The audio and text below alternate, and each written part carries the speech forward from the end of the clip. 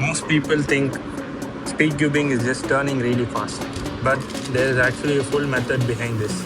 Hey, I am Sanjeev and I average around 12 seconds on the 3x3 Rubik's cube. I use the CFOP method. First, I solve the cross, then pair up the first two layers and finish the last layer using algorithms. You don't need insane talent to get fast. Most improvement comes from practice, finger tricks and learning efficient solutions. Here you can see the scramble which I use for the solve.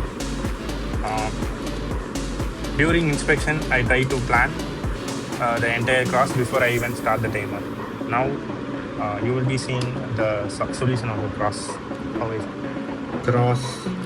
This is how I solve the cross. First I inserted the blue pair and yeah. Then I actually solved the F12, first two layers. I solved the corner edge pairs together instead of one piece at a time.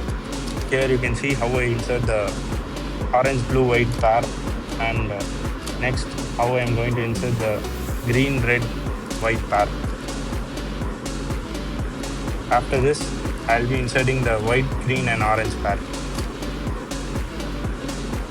And lastly, I'll be solving the red, white and blue pair.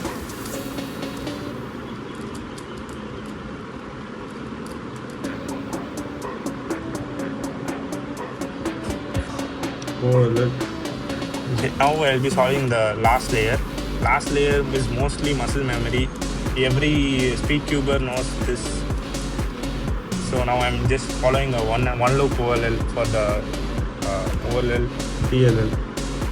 And for the PLL, I use the standard UPOM algorithm. Now I'll be showing you some random shots. I hope you enjoy this video.